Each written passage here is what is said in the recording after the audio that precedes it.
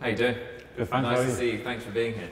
Andy, can you tell me when you signed up for the army? You were young. Yeah, I joined at 16 in 2008. Why did you sign up for the army? I always wanted to be in the army since I was a little kid. Yeah, as soon as I was 15, able to signed up straight away, done my selection centre and got in the army. Did many of your friends sign up? Something your family had done before, or was it just a calling that you felt? I don't know, like, I had distant family who'd been in the military before, but yeah, it's something I'd always wanted to do, and yeah, I just went for it.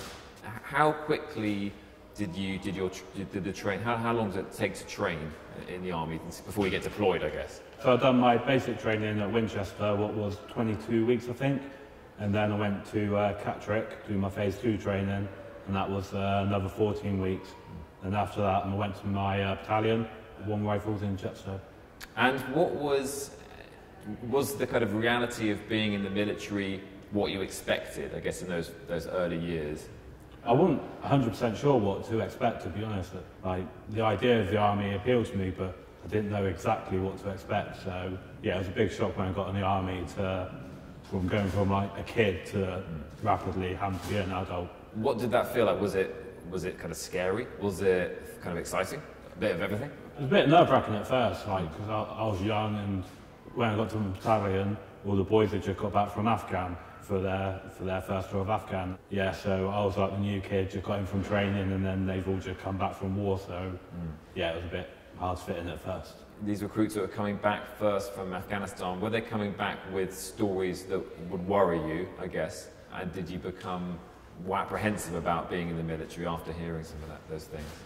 Some of the stories they tell, like, people don't talk a lot about it, but like the stories you do hear, you think, oh, pretty good, you know what I mean? But like, hear like some of the bad stuff as well, but you go in with that feeling, oh, it's not going to happen to me, I'll be fine, don't worry about it.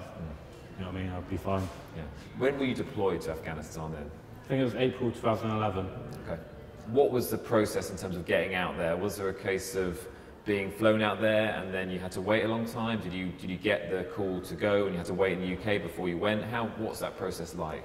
So you get given a date for Afghan, and then you do pre-deployment training, where it's like 6 months before you actually deploy to Afghan. You go through a lot of intense training for what are the current drills everyone's doing out there, how everything's working out there compared to some of the basic stuff you learn in training, sure, to what's actually going out, what's actually happening on the ground. How discussion around IEDs, I guess, was that happening a lot? Was that talked about a lot in the army between, I guess, not only in terms of training perspective, but also and an awareness perspective, but also amongst your friends and colleagues? You get taught about all the different sort of IEDs, what there is, how to identify it, I think, like what to do if you come across one, but you don't think it's happening to you. Like, you joke between mates, oh yeah, I'm gonna come back with no legs, blah blah blah. But then when it actually happens to you, it is a big shock to the system. Of course, yeah.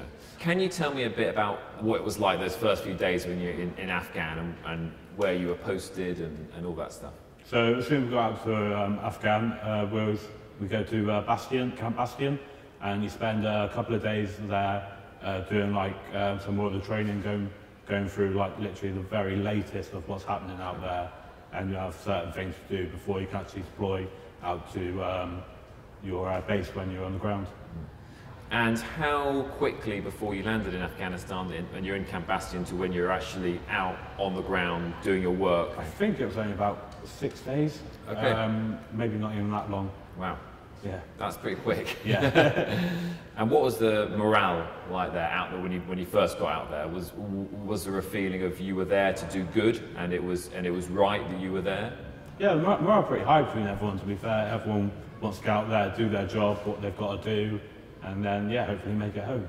Can you tell me a bit about the day you were injured and what happened, right from when you kind of woke up, I guess? So we got made to get up early, I'm not sure what time, and we had to go out to meet a multiple of Marines, because they wanted to search a village, and they wanted a bit of outer protection while they were searching. We walked all the way up to their checkpoint, and from their checkpoint we went down to the village. Yeah, we got to the village, we started going around, and when we came across our compound directly in front of us, we had the irrigation ditch on the right, and we're talking like, right, we don't want to go straight past that compound in case if there is a threat of IEDs there. So we were like, right, we need to cross through the irrigation ditch, but the irrigation ditch was like really deep. So I went down first to see how hard it was to get down and get up the other side. I got down to the bottom, struggled to get up the top, but got up the other side, and it's going to be hard to get like all the boys through there, especially the ones who've got like the heavier kit. Right. So like, right, we need to get past that compound, come back over, get Evelyn out, and we'll start clearing up towards the compound. As soon as I got back up on the other side of the ditch, I took one step forward to take a knee to get my Valen out, and then, yeah, just got blown up. I mean, it's kind of amazing how lightly you say those words, got blown up, but what, do you, if anything, do you remember about that moment, I guess? So I remember sort of standing on it, I remember sort of going through the air and landing, and then I think I died on impact. I had a collapsed lung. They had a medic come down to me, they dragged me out of the ditch, and the medic shoved a tube down my throat to get me breathing again. Then I remember coming back round, I remember a lot of pain, doing all the treatments for me and that. It's like, yeah, helicopter's like 8 minutes away. It's like, oh, it's going to be hard to hang on for 8 minutes. This is killing me. So you remember distinctly lying there. Do you remember, if anything, what you're actually thinking there, apart from this is not good? Were you worried then about the extent of your injuries? Were you aware of the extent of your injuries, or? From the blast, my eyes got sandblasted and I couldn't see anything, so I didn't know exactly what was wrong with me. Didn't know if I took the full brunt of the blast, didn't know if anyone else was injured. I wasn't really sure what was going on around me. Right. I was thinking, like, if this carries on, I think I'm going to have to give up soon. Like, yeah, I was hanging on by a thread. How did you make it through that ordeal then, in terms of, had survival instinct kicked in, so were you thinking of particular things to get you through it? Were you thinking of friends and family? Were you thinking of just to get past the next minute by minute? Were you thinking of anything? The thing was going through my head, it was all the pain. The thing what kept me going was I had my mates, like one of my mates just stayed next to me talking to me, like just trying to keep me like talking, keep me conscious, and just, you know what I mean, make sure everything's okay. So I think without him, I would have been, yeah, brown bread. What sort of thing was he saying to you? Do you remember? Just chat, just general talk, just like try and make you laugh, you know what I mean, just try and take your mind off the pain, and yeah. You go on the helicopter, you get back to Camp Bastion, is that right? Yeah. And at this stage, are you put into an induced coma? How does it work? So as soon as I got on the helicopter, they pretty much knocked me out straight away. Right. I remember them putting the oxygen mask on my face, and they put it on, and I felt like I couldn't breathe. I was struggling and all sorts. Yeah, they had to knock me out straight away. Yeah. I got a little diary thing which said, telling me about it. I think they said about 5 people trying to hold my arms down so they could knock me out. So that's good. You still had strength there, right? Incredible. So what do you remember next, I guess? So next thing I remember being in Birmingham Hospital. I was in and out of it like a lot. So I just remember like little conversations, the other little things. Like, I wasn't really sure what had actually happened. I just had like bad dreams and stuff like that. So I wasn't sure what had actually completely happened or what's going on. Right. And you say bad dreams. Were they dreams about the blast? Were they dreams, or just sort of nightmares about other things? Just random nightmares. Right. Some about Afghanistan, some about other stuff like. Yeah, they weren't good. Right. So at what stage? And I guess I know it's sometimes hard to remember some of this because it was all chaotic and such a difficult thing to go through. But when did you kind of become aware of the extent of your injuries? I think the first time I realised that I'd lost my legs was, I said to my mum, like, my feet felt really hot. I said, oh, Mum, can you take my socks off? My feet are boiling.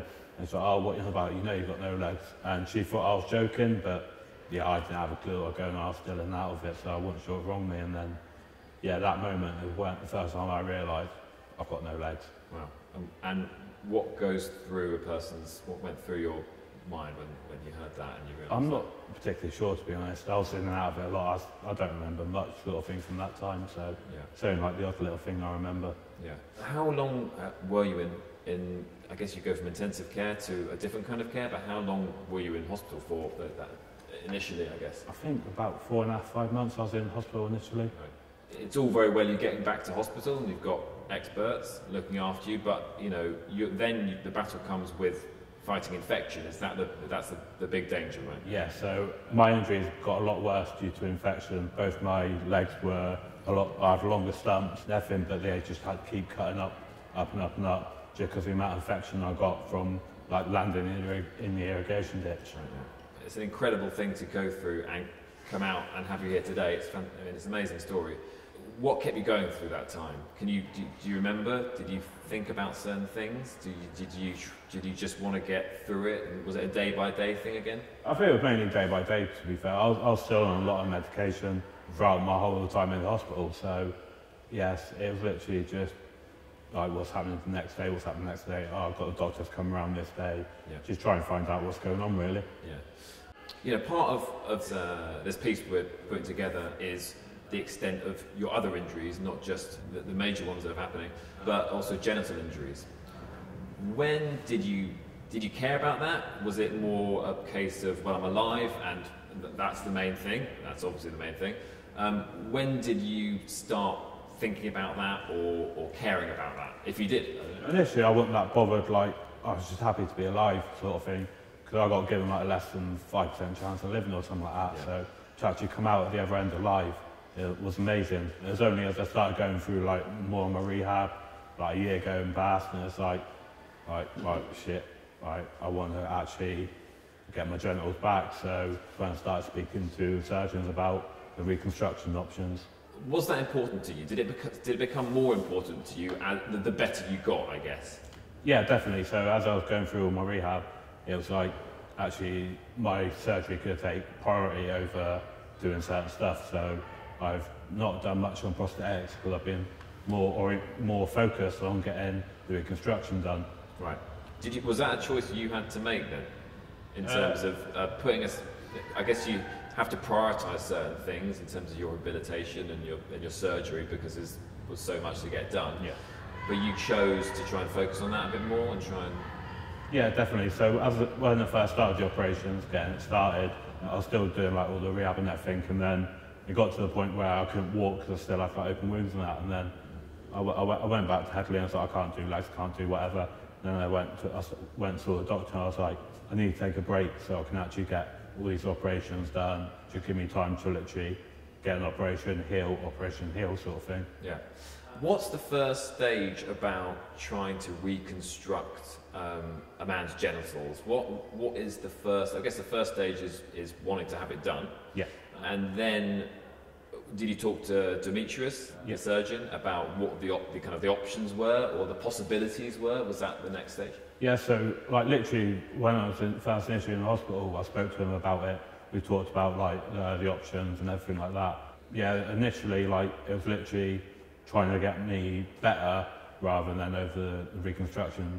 Because I had quite a lot of open wounds. I was going through like quite a bad time, like everything. So it was literally right. You need to get your skin, your health, everything at 100%. Then we can actually focus on the genital reconstruction. Yeah. How does it start, that genital reconstruction? What's the first thing? I guess is they haven't got a kind of a choice of different penises to choose from. Yeah. And I guess that's not how it works. You start off by having consultations. The surgeon will have a look, like what you got available, like if you've got nerves left, if like literally what you got left, what they can use.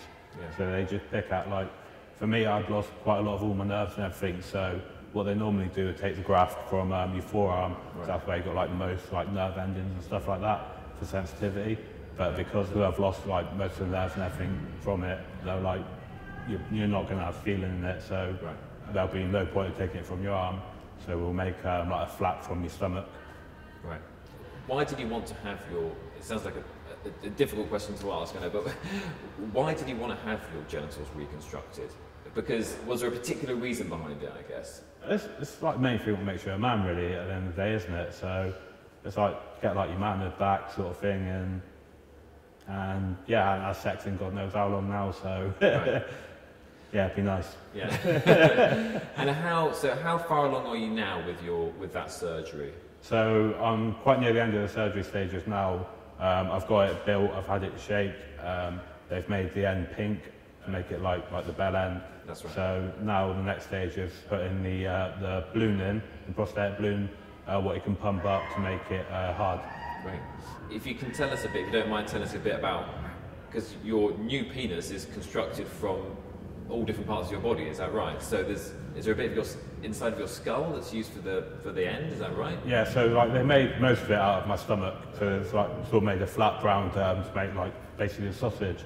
And then to make like the end, they took a skin graft from underneath my scalp, so they cut it around, like cut my scalp, lifted the flap up, took some of the skin out, and then put it on the end.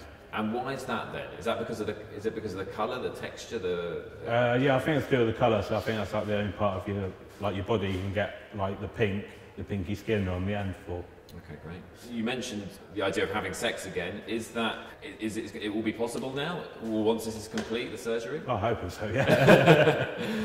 I've spoken to other people about the kind of reconstruction of the genitals, and it's always that thing that's kind of left last because it's not, your life doesn't depend on it to a certain extent. Yeah, it's not like a necessity you need sort of thing, but because I can actually have that option, it's like, well, yeah, I'm going to go for it because, yeah, who wouldn't? Yeah, exactly. Tell me about, it's quite interesting about kind of like how long you can have your penis, I guess. Is that right? You can choose the length, or you start off long and then it gets cut back? Is that how it works? I didn't choose anything. Okay. Demetrius just made the flap for me, and yeah, quite generous of me, so yeah, thank you very much. And what's it like now to have that part of your male identity back, I guess? What does it feel like? Yeah, it's an amazing feeling just to have it like hanging there basically. It's just that one step more like closer to getting back to normality sort of thing. Yeah, I guess it is a physical thing you're having done, but I guess it's the sort of the mental, the kind of psychological aspect of it which is just as important, I guess. Right? Yeah, it's a great like morale boost to like getting back to normality sort of thing. You make you like less different from everyone else. Is this sort of injury talked about much within the army or with your friends, or was it's quite a taboo subject, I guess you could say? I never spoke about it like before injury, no one speaks about that happening sort of thing. It's only like since I've been injured that I spoke to blokes about it, they've asked questions like, how's it come along, what stage you at, how do they do this, how do they do that, so. Is it difficult? Because I often wonder, I've never been in the army, I'm not sure how I'll do in the army, but that kind of open conversation, that ability to kind of be open and talk about psychological issues and things, was it quite open in that respect you found the army, or was it not? I've not had major psychological issues, but I'm quite lucky, but I'm happy to talk about anything with anyone, it's just the thing from the army, anyone's asking anything, yeah, answer, whatever, just I could talk about anything. So. Great. Cool. Andy, I think we've had a great chat. Cool. Thank you very much. Pleasure to talk to you. And you. All right. Cool. Thank you. Thank you, Eddie.